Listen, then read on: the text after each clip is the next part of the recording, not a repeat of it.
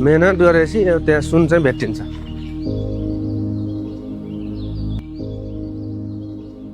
रोल्पाका विकट पहाडहरूको बीचमा बादलसँग लुकामारी खेल्दै गर्जिँदै झर्ने पानीको सुरभित्र लुकेको एउटा अनुपम सौन्दर्य सुनछहरी झरना।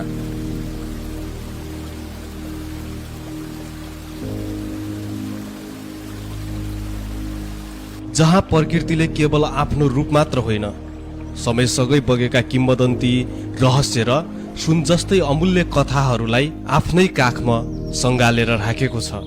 सुनछहरी सुनाइको खानी छ, सुनाइको खानी छ। यहाँ झर्ने प्रत्येक थोपा पानीमा इतिहासको स्पर्श महसुस हुन्छ र प्रत्येक बहावमा प्रकृतिको शक्ति र शान्तिको अद्भुत सङ्गम भेटिन्छ। प्राकृतिक सौन्दर्यले भरिपूर्ण यो झरना जहाँ कुनै समय साँच्चीकै सुन पाइने गर्थ्यो। यसमा चाहिँ सुन भएको कारणले नै सुन छरा भनिन्छ। अझै पनि खोलाका किनारमा बगेर आएका ससाना सुनका कणहरू भेटिने गर्छन्, जसले कतिपय स्थानीयको जीविकोपार्जन समेत धानेको छ। सुन कसैले दिनमा एक मासा आधा तोलासम्म भेटाउँछन् के सर।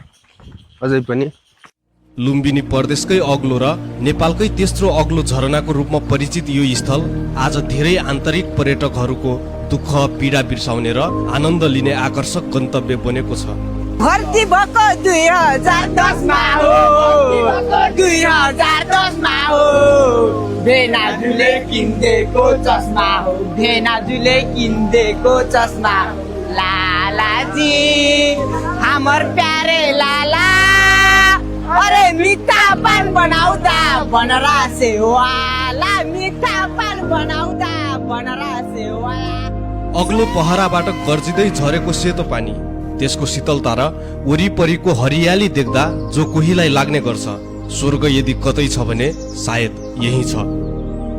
आज हामी त्यही प्रकृतिको काखमा लुकेर बसेको सुन्दरता, इतिहास र रहस्य एउटै धारामा बगिरहेको सुनछहरी झरनाको यात्रामा निस्किएका छौँ। करिबन लाग्छ 1 घन्टा वहाँ पुग्नलाई। हामी यसरी नै बिस्तारै बिस्तारै गयौँ भने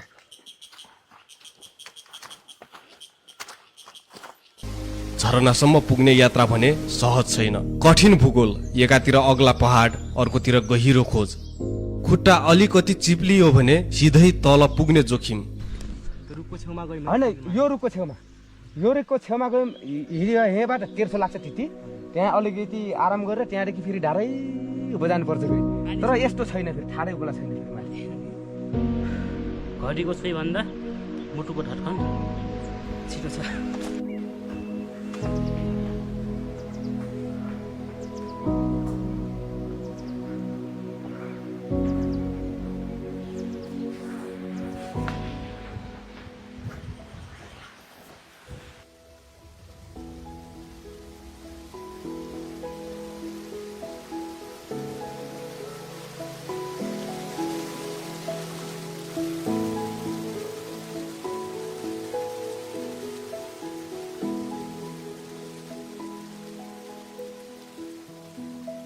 यस झरनासँग जोडिएका किम्वदन्ती झनै रोचक छन्।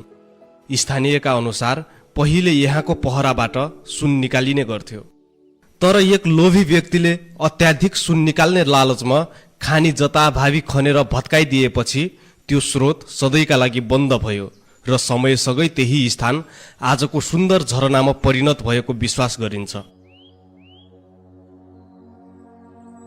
यो झरना पहिला सुरुवाती कसरी भयो भन्ने कुराहरू चाहिँ हामीले गर्दाखेरि हजुरको यो त्यो बेला चाहिँ सुनहरू पाउँथ्यो पर्याप्त मात्रामा, तर प्रत्येक घरधुरीले त्यो बेला चाहिँ सुन निकाल्दाखेरि लिमिटेसनको आधारमा थोरै चाहिँ त्यसको लिमिट पलाउँथ्यो।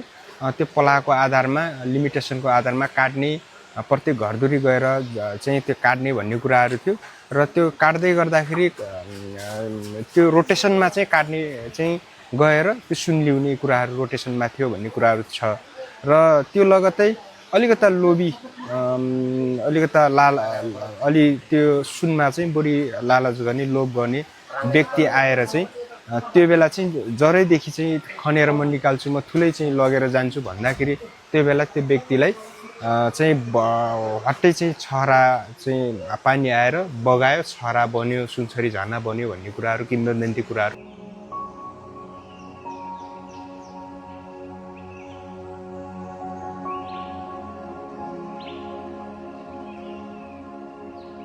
त्यति मात्र होइन, सोही क्षेत्रमा तामाखानी पनि पर्याप्त मात्रामा रहेको बताइन्छ।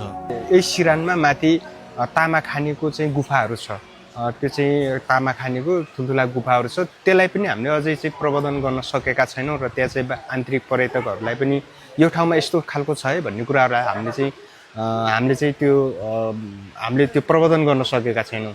र विशेष गरी हाम्रो हिजोको पुर्खाहरू यो ठाउँमा कसरी स्थापित भएर बस्यो भन्ने कुराहरू पनि त्यो कुराले अर्थ जनाउँछ। र त्यो बेला चाहिँ अब खानीहरू उत्खनन गर्दै गर्दै हिँड्ने क्रममा चाहिँ यो ठाउँमा बसोबास गर्दै बसेको भन्ने कुराहरू चाहिँ छ। त्यो बेला चाहिँ तामाखानी उत्खनन गरेको पर्याप्त मात्रामा चाहिँ माथि हामीले प्रशस्त यसको सिरानीमा हामीले माथि शिरमा त्यो भेट्न सक्छौँ। त्यो गुफाहरू पनि छ, त्यो तामाखानी निकालेको गुफाहरू छ।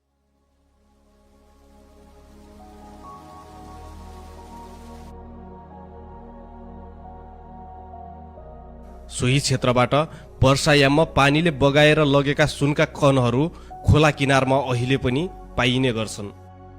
त्यही सुन चालेर धेरै स्थानीयले जीविकोपार्जन गर्दै पनि आइरहेका छन्। सुनका कणहरू यो ठाउँमा पनि पहिला भेटिन्थ्यो। सुनका कणहरू योदेखि मुनि चाहिँ अझै भेटिन्छ र यो भन्दा माथि हाम्रो चाहिँ 3 नम्बर वडा गाममा पनि सुनका चाहिँ खानीहरू छ। त्यो खानी चाहिँ वर्षमा चाहिँ बर्खे भेलमा पहिरोले गर्दाखेरि त्यहाँबाट चोइटेर आउने र विशेष गरी हाम्रो परम्परागत शैलीदेखि हालसम्म अहिलेसम्म चाहिँ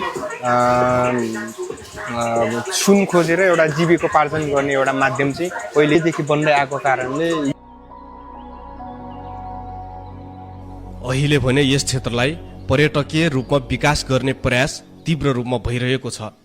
पदयात्राका लागि सिडी, प्रतीक्षालय र झुलुङ्गे पुल जस्ता संरचनाहरू निर्माण गरिएका छन्, जसले यात्रालाई केही सहज बनाएको छ। पाहुनाहरूलाई अझै चाहिँ आकर्षित गराउने खालको संरचनाहरू चाहिँ तयार गर्नुपर्छ भन्ने चाहिँ लाग्छ। किनभने त्यो कुराहरू हामीले अझै सोचेको जस्तो चाहिँ सपना जो चाहिँ हामीले चाहिँ सक्सेस बनाएका छैनौँ। हामीले जो चाहिँ डिपिआर बन्यो, डिपिआर बनेको अनुरूप हामीले चाहिँ अझै लगभग 15-20% काम पनि हामीले चाहिँ सक्सेस बनाएका छैनौँ। त्यो सक्सेस बनाउनको लागि हामीसँग पर्याप्त चाहिँ बजेट चाहिँ आवश्यक पर्छ। त्यो बजेट निर्माण गर्नको लागि, त्यो बजेटको लागि हामीले चाहिँ अहिलेसम्म हामीले राज्यको लगानी मात्रै चाहिँ हेरिरहेछौँ। अब चाहिँ यहाँको समुदाय लगायत चाहिँ कतिपय चाहिँ प्राइभेट चाहिँ टिमहरू हुन्छ, लगानी गर्ने टिमहरू, त्यो टिमहरू भित्राएर हामी चाहिँ अझै यो चाहिँ योभन्दा चाहिँ यो झरना मात्रै नै भएर यहाँ चाहिँ आकर्षित गर्ने कुराहरू अझै चाहिँ त्यो कुराहरूलाई चाहिँ हामीले कोड गरेर प्लान बनाएर अगाडि बढ्यो भने त्यो चाहिँ सक्सेस हुन्छ भन्ने कुराहरू छ। र अर्को कुरा के हो भने हाम्रो हिजो जिजु बाजेदेखि नै त्यो बेला कृषिमा आत्मनिर्भर थियौँ, अहिले बिस्तारै परनिर्भरतामा हामी धकेलिरहेछौँ।